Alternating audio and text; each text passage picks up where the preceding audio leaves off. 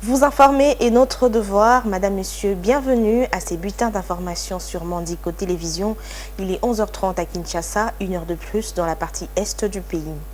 Interné depuis lundi 21 octobre 2024 à l'hôtel Béatrice dans la commune de la Gombe, le membre de la commission économique et financière de l'Assemblée nationale ont eu l'honneur de recevoir le mardi 22 octobre la visite du président de l'Assemblée, le professeur Vital Kamerhe, accompagné de l'honorable rapporteur Jacques Njoli.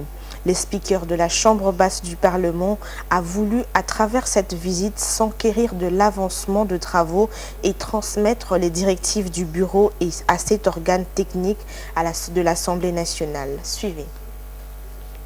Le président de l'Assemblée nationale, Vital Kamerhe, a effectué une visite le mardi 22 octobre à l'hôtel Béatrice où les membres de la commission économique et financière poursuivent leurs travaux depuis lundi. L'objectif, examiner en profondeur le projet de loi des finances pour 2025 avant sa présentation en plénière. Les speakers de la Chambre basse du Parlement a transmis les directives du bureau aux membres de cette commission, insistant sur l'importance d'une analyse rigoureuse. Au niveau des recettes, il faudra aussi la digitalisation et la rigueur. Les gens ne vont pas percevoir de l'argent pour eux-mêmes, pour ensuite faire des redressements fantaisistes. Ceci doit prendre fin. Le principe qui doit nous guider nous tous, c'est celui de savoir que nous sommes avant tout les représentants du peuple et que le budget, comme toute théorie économique, qui n'a pas comme finalité l'amélioration des conditions de vie de nos populations, ça ne sert à rien. Beaucoup de questions ont été soulevées concernant la répartition des ressources nationales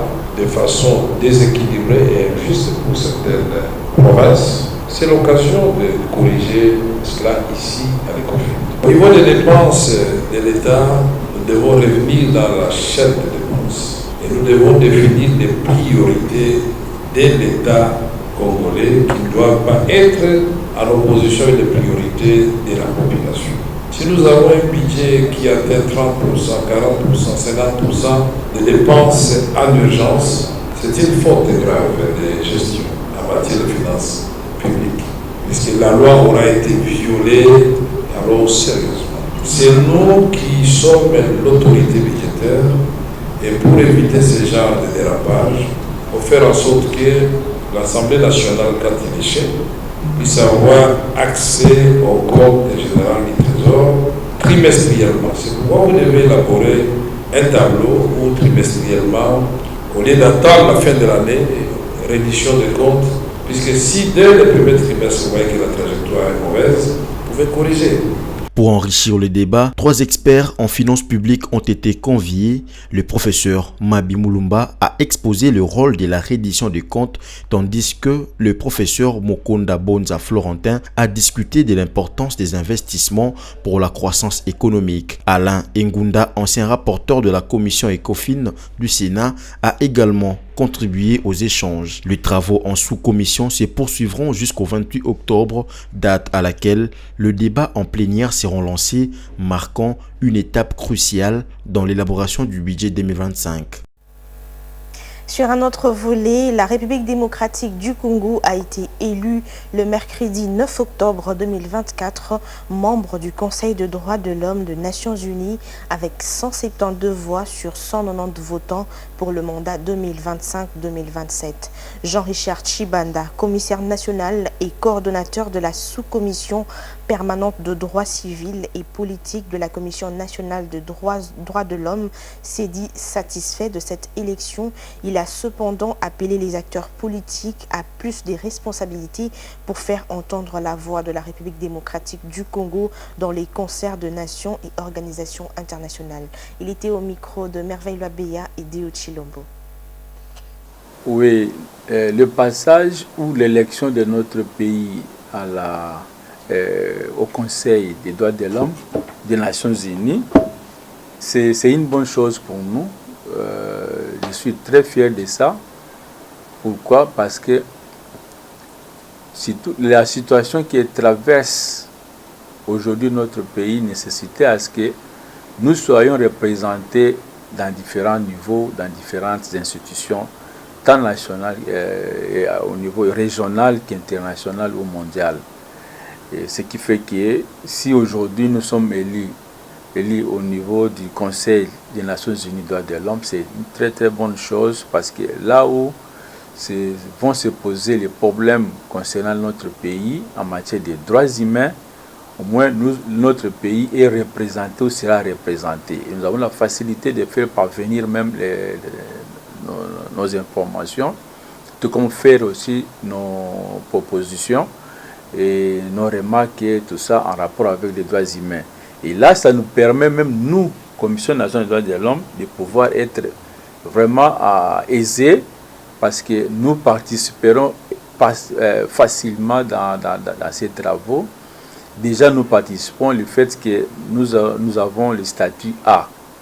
Donc, avec notre présence au Conseil des Nations Unies, nous sommes très à l'aise parce que ça va nous permettre, et nous, au niveau de la CNDH, et le gouvernement, donc à partir du ministère des Droits humains, facilement nous pouvons collaborer pour pouvoir faire avancer les questions en rapport avec les droits humains. C'est bénéfique pour nous. Et le fait que nous allons commencer à travailler ou participer dans ce genre de travaux à ce niveau-là,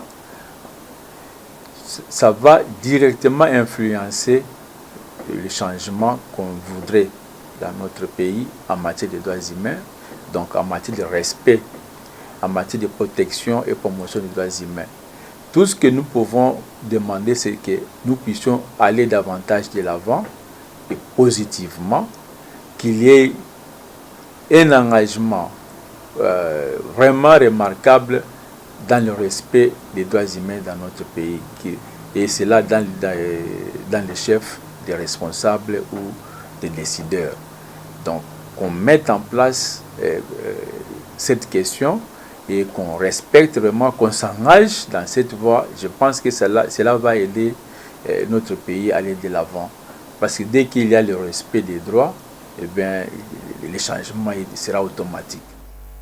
Clôturant ces bulletins, la béatification éventuelle du roi Baudouin Ier de Belge suscite une vive controverse au sein de l'Église. Réuni au Vatican, le cardinal Fridolin Ambongo Besungu s'est opposé mardi à toute précipitation dans le processus. L'archevêque métropolitain de Kinshasa a rappelé l'épisode noir lié au rôle qu'aurait joué le souverain belge dans l'assassinat du premier ministre congolais Patrice Lumumba en 1961. Viningale Junior.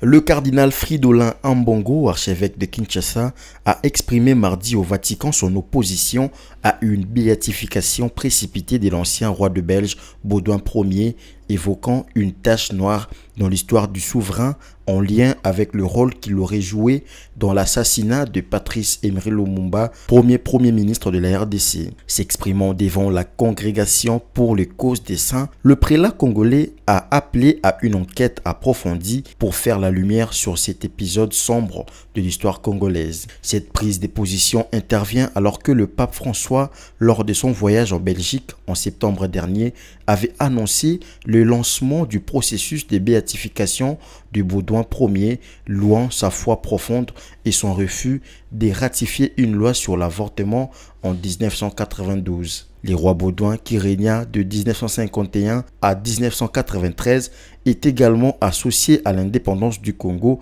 en 1960, bien que les historiens aient critiqué son discours solennel pour son manque de compassion envers les exactions commises durant la colonisation belge. En réaction, Martin Fayulu a soutenu le cardinal Ambongo, déclarant qu'il est essentiel de clarifier les responsabilités du roi Baudouin dans l'assassinat de notre héros national, Patrice Emery Lumumba, avant d'envisager sa béatification. L'Église catholique doit aussi réfléchir aux conséquences des actes de son ancêtre Léopold II sur notre pays. Le pape François, dans un message diffusé en septembre, avait déclaré « Dès que je rentrerai à Rome, j'ouvrirai le procès en béatification du roi Baudouin, qui son exemple d'homme de foi éclaire le gouvernant. » La béatification, un processus clé dans l'Église catholique qui vise à reconnaître la vertu et la foi exemplaire d'une personnalité défunte en vue de permettre sa vénération par les fidèles. C'est cet élément qui met fin à ces bulletins d'information, Madame, Monsieur. Merci de votre attention soutenue. Restez branchés sur Mandico Télévision. Une pensée, un écrit.